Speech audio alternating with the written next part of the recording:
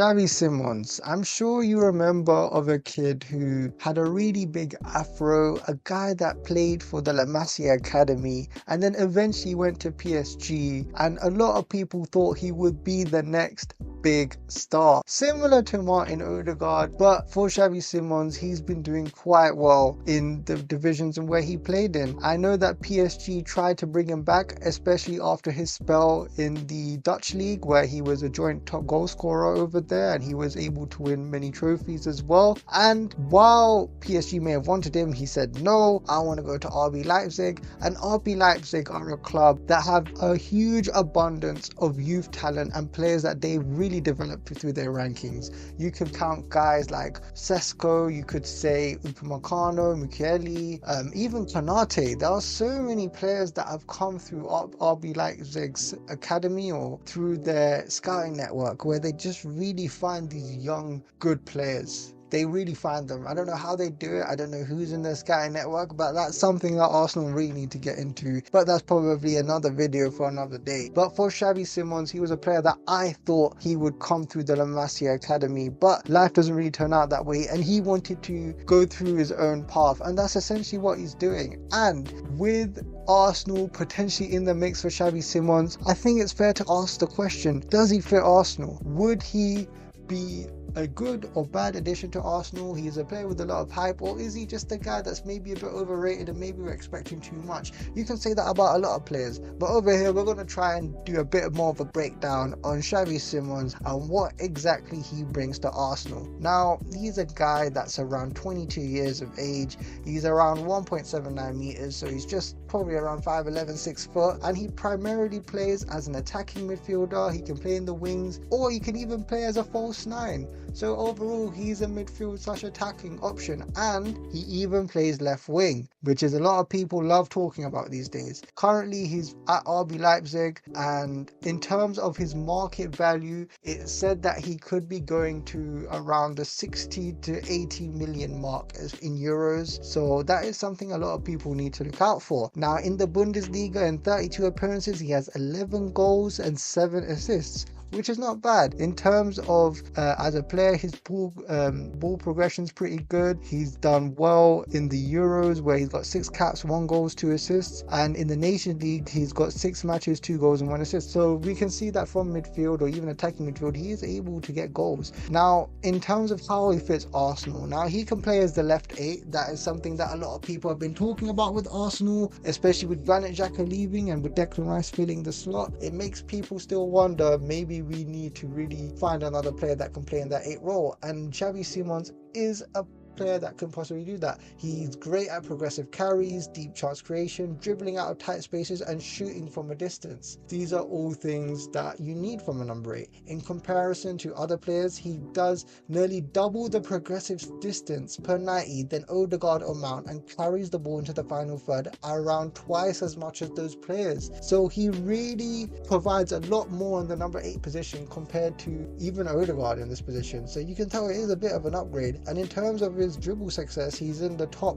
amongst his peer group, especially against other Premier League players such as Mason Mount and James Maddison. With Ødegaard at the 10, Simons can really come in and be that left 8 option, or even play as the advanced midfielder if Ødegaard needs a rest. And people look at his similarity with Ødegaard rather than being a complementary defense mid, and the thing is that they may overlap with each other, especially if they start together. But I think with Xavi Simons coming into the side, if he were to come to Arsenal, I think that he will provide Ødegaard with a lot of competition. And even for youngsters such as Ethan Nwaneri, it will be another player for him to look at and for him to compete against and to learn from, to really help with his development. Now, people may say, if Xavi Simons comes, will that stunt Ethan's development? Maybe, but I think it's really good to have the best quality players wherever you go, and with Xavi Simons, he's potentially looking like that. Now, some issues with Xavi Simons Simons is that in terms of physicality, he's not as strong as players such as Partey and Rice. He doesn't have that same physical presence that they have essentially, but people can see that he does have a tenacity and willingness to engage off the ball. With Arteta, we all know how much he likes his tall, strong players with strong defensive tenacity, and Simons would need to be disciplined alongside a defensive midfielder, especially if there were any positional gaps. He may need that support, which is probably why Arsenal went for players such as Zubimendi and Ødegaard, just to provide that defensive edge. So players such as Ødegaard or Rice, or even if Xavi Simons comes to Arsenal, that would be something for him to go out and express himself through that. So overall, Arsenal have been linked, but they haven't really given a formal offer, and apparently the ones that are in the chase to get Xavi Simons is Chelsea, which for any club, I think having Xavi Simons so far is not bad. It's pretty good. So in terms of creativity, some of his strengths, he's got high dribbling rate, strong XG involvement, and he has good shooting efficiency. Maybe if we were to compare with Eze, whose shooting efficiency isn't as great, that's probably something to consider. And in terms of to consider himself as compared to Ødegaard, there would be some overlaps. In terms of progression carrying, he does very well, and he has key pass volume, and he offers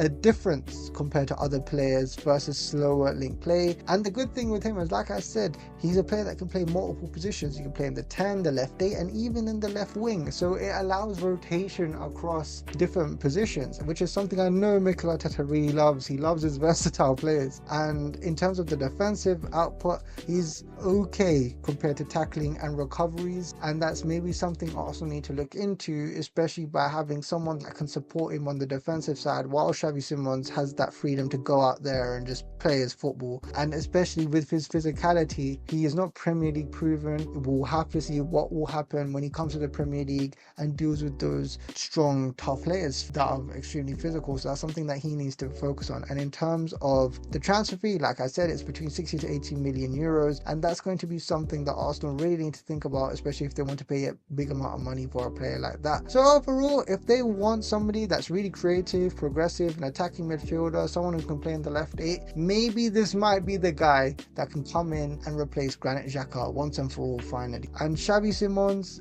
while he's not the greatest as a defensive midfielder, and maybe in terms of providing a bit of an overlap with Ødegaard and Martinelli and providing them with some competition, I think that is a good thing to really push the other players and help each other get better, especially if you can do the same thing as those other players. And I think with Arteta, if he does decide to bring Simons in, it's more of the case of where would he fit? Will he be a starter? Will he come off the bench? Would he accept that sort of potential role? And that's something that Mikel Arteta will need to think about, especially with him, and whether there'd be the guarantee that he would be the guaranteed immediate starter for Arsenal Football Club. But yeah, that is what I think of Xavi Simons. I think that compared to, let's just say, with Martin Ødegaard and Eberechi Eze, I think Eze complements Arsenal, but with Simons, he would, I don't know, he would really give that directness and that ball progression, and he would be a player that would really help us on the attacking side. Eze, I've already talked about how much I would like for him to come to the club, especially with him being unpredictable. But if Arsenal want to invest in their depth and have a player that's young and has a great upside and they can potentially sell in the future, then Simons is possibly the guy. If they want a guy for the here and now and that adds to the players that are currently at the club, then Eze might be a potential option. But overall, I don't have a problem with Eze coming to the club. I don't have a problem with Xavi Simons coming to the club or Eze coming to the club. I think it'll be one of the two that decide to come, especially if Eze for some odd reason doesn't want to come to Arsenal. Then I think maybe Arsenal might want to go for Xavi Simons. And if Xavi Simons does come to Arsenal, especially from what we've seen him do in Germany and the Dutch league and hell, even in the national team, I think he might be a good signing for Arsenal to go into. But that's my thoughts. What do you think? If you agree, disagree, let's see. I don't know, maybe he might not be everyone's slice of tea, cup of tea, who knows. But that's my thoughts. Please like and subscribe, and hope to see you all soon in the next vid. Bye bye.